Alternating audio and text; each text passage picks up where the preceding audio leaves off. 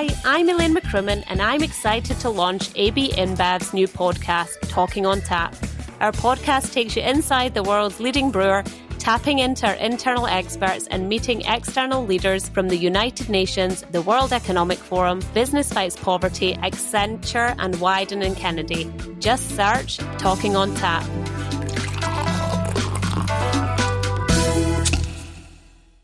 There's nothing like seeing your name on something and knowing it's yours. And putting your name and homeowner together can mean continuing your family's legacy. The Bank of America Community Homeownership Commitment can offer new home buyers $10,000 towards their down payment or 3% of the purchase price, whichever is less. Plus $7,500 in closing costs help as a lender credit. Visit bankofamerica.com/homeowner to learn more. Bank of America. What would you like the power to do? Bank of America N.A. Equal Housing Lender. Credit and collateral subject to approval. Restrictions apply. This is not a commitment to lend. This episode of The Unmistakable Creative is brought to you by ThoughtWorks, a global technology consultancy that's hiring senior and lead developers, data engineers, infrastructure consultants, and more to join them in their roles across the United States. It's pretty clear that last year changed our working lives forever, and maybe it made you realize that you were ready for a change. At ThoughtWorks, they challenge curious minds to make a real impact, get to know them, and discover how you can make your mark in tech. At ThoughtWorks, you're free to seek the most ambitious challenges, free to change career paths, free to use technology as a tool for social change, and free to be yourself. They're looking for change makers, opportunity creators, status quo shakers, thought workers. And if you're listening to The Unmistakable Creative, that's probably you. Learn more and apply at thoughtworks.com/careers. Again, that's thoughtworks.com/careers. When I was 20 in college, his name was Baxter, and we're still friends. That was the recognition of, wow, this relationship has an infinity to it. And that was the first time I felt that. We were in college, we were hanging out. I think I caught his eyes and he caught mine. He was smoking a cigarette, was at an art party, and we started talking. I don't even remember if we were talking very much. It was pretty nonverbal. It was pretty much an instant recognition of, like, you're mine and I'm yours. And now we're clicking in. We're clicking into something that's bigger than us. And it was really creative from the start, full of creative energy. In fact, when I read Just Kids and I read about Patti Smith and Robert Mapplethorpe, I thought, oh, that was me and Baxter. That was us. Making drawings together, making music together, having a sense of this other person that constantly surprised you, and where your imagination was constantly being mobilized, and where you were kind of this entity, this third that was not you and not him, but this thing that you made together, that was your energy together, that was your relationship, that was the love. And it was really scary and really frightening. What is it that makes people fall in love? It's one of the greatest mysteries of being human. People who have arranged marriages stay together for eternity, and people who are madly in love get divorced. And there's a part of me that can't help but wonder if it's the mystery that I've been trying to solve for myself with over 1,000 interviews. There's almost no other part of being human that comes with the possibility of so much joy, and on the flip side, potential for so much pain. If you've ever had your heart broken, you know how it feels. It's like the grief is never going to end. You wonder if you'll ever feel the way you did, if you'll ever be able to open your heart again. But maybe that's what Susan Piver calls the wisdom of a broken heart that teaches us what real love does. There's nothing more frightening than love. There's nothing more vulnerable. It's the most vulnerable state. You have given your heart to someone. They see you. You see them. I don't know how many layers of clothing you put on. You're always naked. And it's extremely vulnerable. So you want to lock this thing down and make it safe. And of course, there's no way to do that.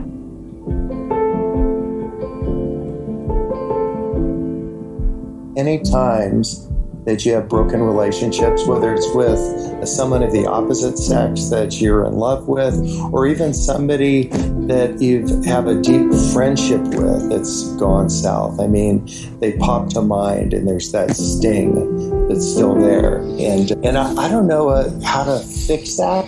other than this idea of a new creation, that we're just this idea that we're this next version of us, and I want to be the next humblest version of Bob. And that can involve saying I'm sorry to some people that I've let down or hurt along the way, and not demanding an I'm sorry from somebody else who's either let me or you down or broken our hearts, but just realize that they're wounded just like we are. But that's probably where that compassion grows. My parents were so in love and still are so in love. They're actually like a love story. They're such a beautiful romantic comedy. They were high school sweethearts, and to this day they still make out in the middle of the street with like everybody watching, and it's so sweet. I'm madly obsessed with their love. A couple of months ago, I walked into the Boulder bookstore here in Colorado and stumbled on Mandy Len Catron's memoir, How to Fall in Love with Anyone, by asking him 36 questions. You might remember her article in the New York Times. And I couldn't help but wonder if these questions really could make you fall in love with anyone. So I suggested it as a date idea to someone I was meeting for the first time. 3 venues, 12 questions at each one. I pick the first venue, she chooses the second, and we pick the third together. Our first date was amazing, and then this amazing girl, who would be moving back to my city in a month, got stuck in another state due to the pandemic. In an age of Zoom dates, phone calls, and video chats, maybe these questions could be the key to falling in love. And they aren't the kind of questions that are easy to ask and require the courage to tell somebody you've just met things you may not want them to know about you. They cause you to open up and be vulnerable. You might have to put your heart on the line and open it up knowing that someone might break it. In thinking about these questions, I can't help but think of the quote from the author Simon Sinek, who said, "My favorite definition of love is giving someone the power to destroy you and trusting they won't use it." I didn't record the conversation for my date because that just would have been weird. But my roommate and his now girlfriend Laura volunteered to ask each other the questions and find out if this might just lead to a deeper connection and love in the age of the coronavirus. I was adopted at birth. So my adoptive family just surrounded me from the very beginning. And I have always felt like 200% a part of the family. Growing up, my mom stayed at home with me and my sister. She's a teacher, but she took that time to raise my sister and I when my dad did most of the working, which is amazing. He was such an amazing provider to us always, and he set a great example for how to be responsible from a young age.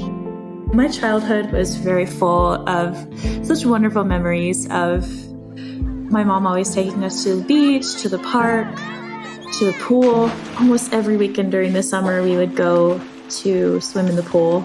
There was a diving board. Oh, it was great. Back when those were legal. Of course, I hurt myself on it a few times, but didn't everyone hurt themselves? Not badly. I don't think I've ever really hurt myself badly, which is kind of amazing. I just remember so vividly how the weather would almost like clockwork roll in at 3:00, and we would take shelter. And if it didn't look like it was going to clear up, we would leave. But sometimes we would just sit and stay and just watch the rainfall. And if it wasn't thundering and lightning for 15 minutes, they'd let us get back in the pool. And I loved swimming while it was raining. I loved it so much. It was just such a sense of peace and control for me. It really makes a lot of sense why I'm still so into breath work. And that's kind of the foundation for it, I think. Same with swimming at the beach. I've always been a really strong swimmer, and it's kind of a pride point for being able to swim in the Atlantic. It's pretty, on the Atlantic side, and not like the Gulf side of Florida, pretty rough. And so I just loved to be battered by the waves. Yeah. Wow. Kind of my first experience of walking the line between pleasure and pain. So I grew up and I went to Mother of Good Counsel for summer camp or summer, whatever you'd call that. Every year we would do so we'd go swimming and we would play and we'd get snacks and all that stuff. I remember growing up and going and doing that whole thing. When my parents worked, it was kind of funny. I used to play a lot of basketball. I remember I played basketball on my hoop outside, and I just thought I was so awesome because I could dunk. And I remember going to Milwaukee Bucks basketball games with my dad, and that was so much fun. We'd go to monster trucks when I was younger, and like, yeah, it was just so fun. I just loved all that stuff. Man. You know, it's interesting. I feel like my dad was my best friend growing up in a lot of ways. As I've gotten older, my mom and I have talked about it. And I guess when I was younger, he wasn't very present the first couple of years. I guess he was really emotionally distant. I don't have any mental recall of that, but yeah, my mom has always sort of been the like provider in a lot of ways in the acts of service department. She always did all the home improvements, and she cooked a lot of the meals. I remember feeling like my mom like handling things, but she was also very disciplinarian. So whereas my dad, being in human resources, was just Mr. Nice, and he kind of mediated everything, and he's totally Mr. Rogers. It's so great.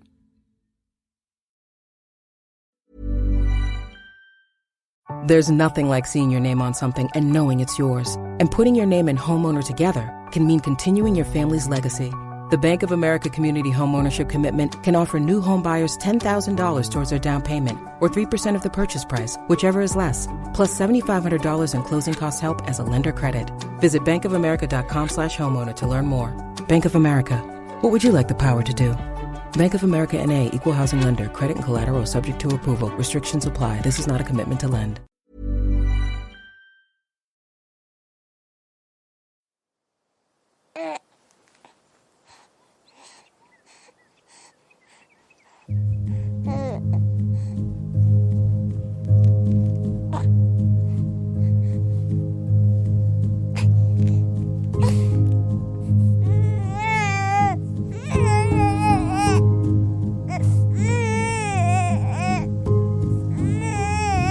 The relationship with the parent is a primary relationship, and could be mother or father or both, or primary caregiver, for some people. But like, if you think of the brain as soft wax in a way, and then there's an imprint, right? There's an imprint made there by the early relationships. And so the child doesn't know that this isn't how the whole planet operates. For the child, mother is my planet, mom, mommy, mama.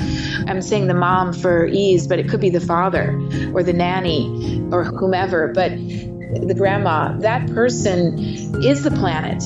So whatever laws of gravity and relationship apply, feel like this is the way the world works, and so those patterns take some undoing and redoing when they're not healthy in the long term. So, in the practice, for example, say I'm starting with a session with a new patient, and let's say they're late and they come into the room and I'm sitting there waiting, and I'm not feeling particularly anything about them being late. I'm just taking it in, and they have this look on their face. They're already cringing. They're expecting me to reprimand them, say, but they're not even saying a word to me. They're just showing me, right? And then they might apologize 5 times or something that already I'm getting a lot of a sense of how it went down in a primary relationship for them, right?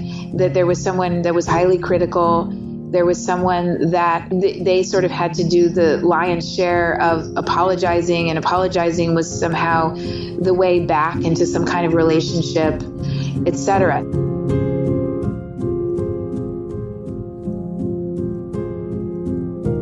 If you could change anything about the way you were raised, what would it be? I'm just trying to think about how to word it, because I love my parents and I have the utmost respect for them, but there are things that could have been changed that would have made things a lot more easy for me. I wouldn't have had to grow up so fast. I think the number one thing would just be their ability to hold space for my gigantic emotions, because I had to largely learn how to regulate those myself after my sister was born. And I was 3.5 when she was born, so that's when you really start to learn how to self-soothe and regulate more consciously. Yeah, how old were you? 3.5. Oh my gosh, yeah, that's so young. I feel like there's I know that there's science on it. I don't remember exactly the number, but I think there's 10 or something. 10 or 12 is when we really can be weaned off emotionally from our parents to the degree that we can really self-regulate or learn that. Yeah. So, I mean, that's so young. I guess the building blocks start there. Yeah, that's true. Yeah, for sure. Wow. And I feel like a lot of what I felt was downplayed to a big extent.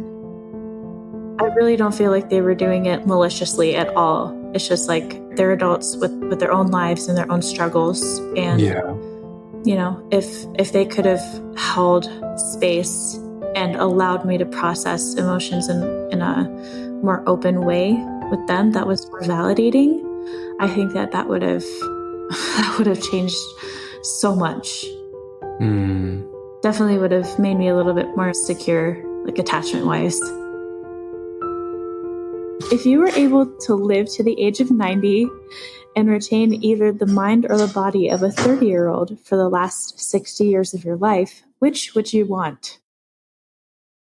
So I would actually say body, and not for the reason that I feel like a lot of people might say, because, it's it's a six pack or whatever. I don't want that at all. I'm so body oriented, being in my body and feeling pleasure in my body rather than pain. And I remember when I was 10 years old, this is memories just popping up. I remember being at the YMCA and being in the men's locker. And there was this 40-year-old man, just this naked 40-year-old man just got out of the shower. And he had one of those trash picker upper things, or those little, do you know what I'm talking about? Those little pincher things that extend this is a 40-year-old man, and he had to get a pincher thing to pick up his towel. And I was like, oh my gosh, I am never, that will never, ever be my experience. I am going to be so in my body, so connected to myself for the rest of my life that I will never allow for this. And I just, that was so profoundly impactful. And I don't know, something about him being naked too was just this idea of the mortality of being human. There was nothing hidden. It was just this is him. Fragility. Yeah, thank you. That's a better word. Absolutely. Yeah. It was just wow. There's just this really overweight man who can barely bend over and just look just really unhealthy. And so I was I don't want that. As much as I obviously want my mind, I feel like you can obviously, and that's probably why this is such a good question, because you can obviously answer either. I have some friends from Wisconsin, and I think about just how simple some of my friends' lives are. And not that they're stupid by any means. I think they're incredibly intelligent people, but just that life is really simple and they just really love that. And I think that's really beautiful. And so my mind wasn't there, but I was able to do the basic things of life. For me, if I had to pick one, I think I would say my body. Mm-hmm. If a crystal ball could tell you the truth about yourself, your life, the future, or anything else, what would you want to know? This is a weird one. It's totally weird. It's really weird. Okay. So I've been watching that Netflix documentary about babies.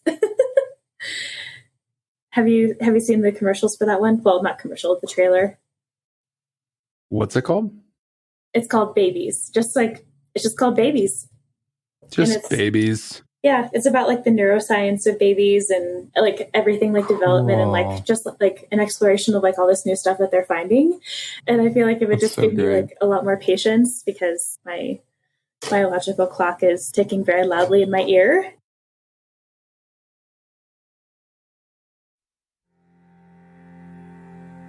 Wow. Most treasured memory.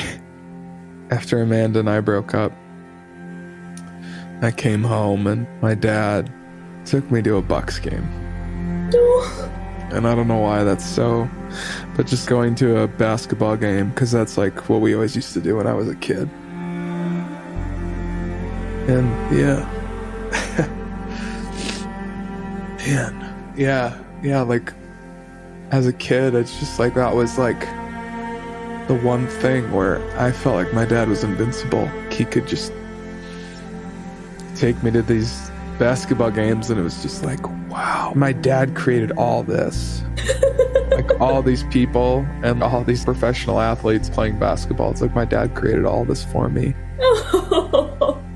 Getting to go to A basketball game with my dad was probably the sweetest thing because it reminded me of being a kid. And then he came out to Colorado and he got me Denver Nuggets tickets, and we went to a basketball game here with my uncle and my aunt. It's so sweet because he just really knows what the soothing balm is for me. I'm going to explode with sweetness right now. It's just so beautiful. Yeah, thanks.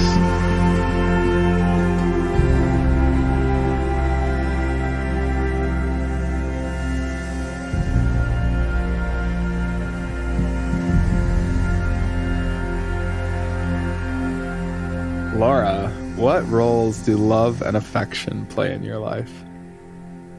It's actually like the centerpiece of my life.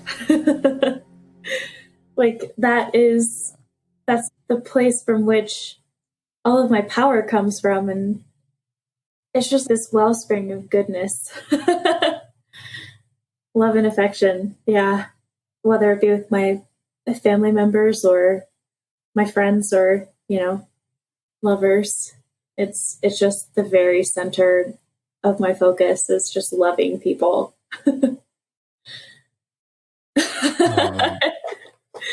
It's so true about you from what I can already glean.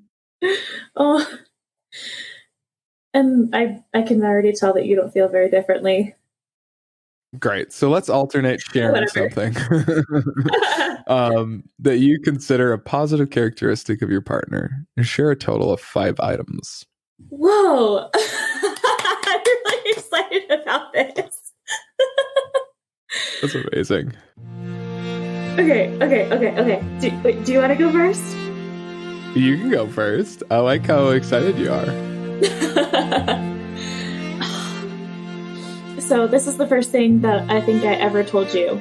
Well, one of the first big things that I ever told you was I can see the light like shining through your eyes from behind your eyes.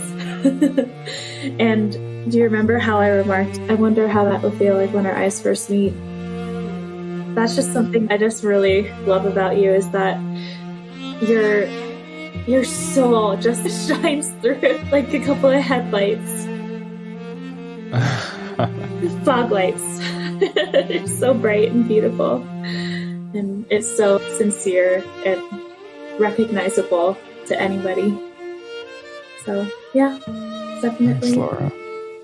Definitely the first one. Okay, I'm going to keep a tally on this one, actually. Here we go. So, Laura. I love how organized you are. One of my favorite qualities about you, Laura, is that you are such a deep feeler.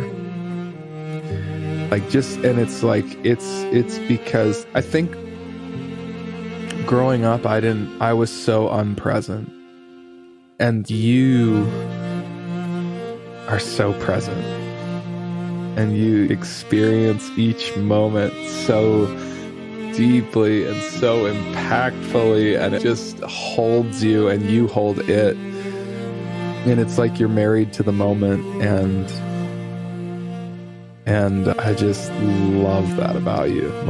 Because I feel like I'm so much more present when I'm with you. I feel really present right now because of your presence. It pulls me into stillness in a way that I've never experienced before meeting you. You're gonna have to give me a second to think about the next one, because that just blew me out of the water. I think the next thing that I'll mention is that I endlessly appreciate how plugged in you are, and how deeply spiritual you are.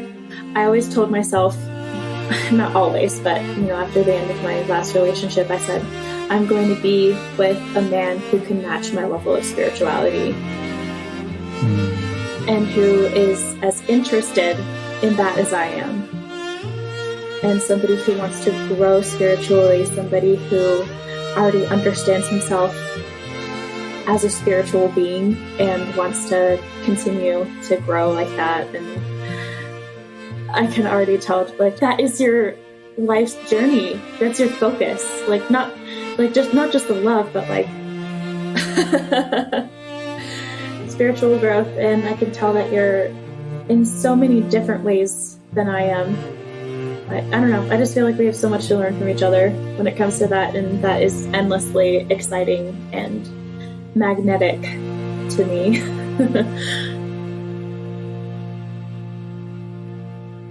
Well, I just think you're stunning.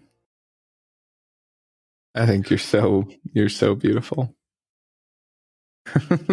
That's just what just came to my mind just now. I just love all the, I don't know, it's just your hair, the way your eyebrows are shaped. I love your nose ring. I love your beautiful, gorgeous eyes. I just think you're absolutely stunning, Laura. Thank you. And I just love how you care so deeply about your work and about the people that you surround yourself with.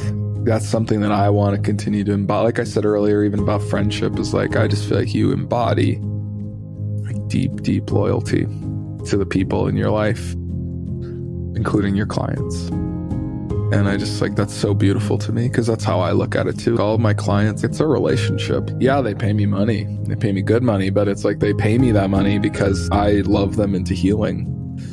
And I feel like you do that exact same thing. And I cherish that so much and honor that so much in you. I think that's so beautiful.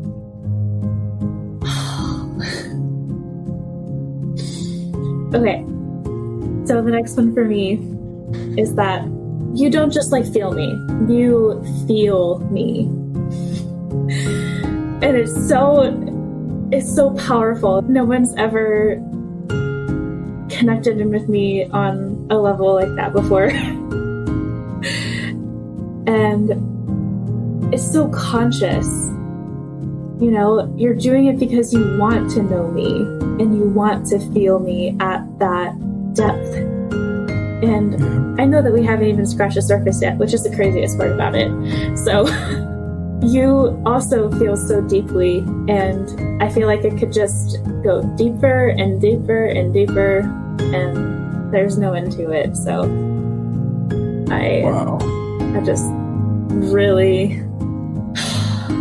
have this sense of power from that. I don't know how else to describe it. It's just so intense in the best way possible. I feel so energized when I'm around you. And I'm a projector. It's like you pull something out of me that I have never experienced with a woman before. I feel seen. I feel considered. I feel thought of. I don't know what it is. I feel like I'm more of a man when I'm with you. That's so strange to say, but yeah. I feel like I'm feeling myself like more when I'm with you. Because you're feeling yourself, and it's so good. Yeah. I love it. Yeah. You see it on my face. I'm so fucking happy right now. Oh, I love how happy you are. It makes me really happy to see that. I could go on and on about like the things that I appreciate about you physically. Well, you know, the first thing that I mentioned was your eyes, and I could study those for hours. And your aesthetic, just the way that you carry yourself, the way that your body moves, the way that you dress your body, the way that you present yourself to the world is so like, it's so casual but put together in the best way possible. I freaking love it, because like you're just, I don't know, I feel like you don't feel like you have to put on a face for anybody, but the face that you have is already your best face. Wow. And like your persona is like already your best persona. The shape of your face and your lips and your build, like the shape of you. I can't believe I'm saying all of this on a podcast. You are such a man, and yeah, I definitely feel you pulling out so much more of my femininity, and I've really been connecting into that a lot naturally, but I really fucking love this. I've never felt more myself than when I'm with you. And what's beautiful is there's like this beautiful extended release on that, because I then feel it for days on end that I'm so being myself. Like it feels so natural. I feel so natural when I'm with you. It's so organic. I know. Now I understand that song. You make me feel like a natural woman. Oh, that's it. That's it. That's it. That's it. Wow. That's the exact feeling. Like that song is just ringing out in my head right now. I love it. Wow. And I love that I can make you feel that way. You're pure magic, and you make me feel like I am too. After 10 years and 1,000 interviews, the mystery of love is something I've yet to solve in my own life. To be honest, it scares me to death to tell somebody how I really feel, because I'm so afraid I'll scare them away. But maybe solving the mystery of love all comes down to this. I started living the life that I was teaching my patients about, building a life worth living regardless of your circumstances. And from that place, went on a date with my husband, who I had met years prior, and nothing really happened. We met quickly at a party and spoke for a few minutes, and then we met years later. And it didn't start out as lust. I mean, I thought he was kind of attractive, but I thought he was attractive, but I was just centered and balanced and sort of focused on my life is great. If I meet someone, that's great. If I don't, that's great. So I wasn't idealizing him or assuming that he was my key to the happiness door. And from that place, it sort of became, my love for him grew moment to moment, and he surprised me pleasantly moment to moment. I think love takes work, and it's really sort of like you and the person, like getting to know each other. And as for that girl from Montana who makes the world around her disappear when she walks into a room, well, that's a story for another episode.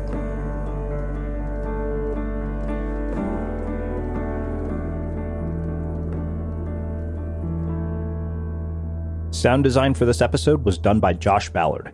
Featured former guests from the Unmistakable Creative podcast include Megan Poe, Susan Piver, Bob Goff, and Jenny Taitz. And special thanks to my roommate Matthew T. Cooke and his girlfriend Laura Foster for agreeing to be our guinea pigs.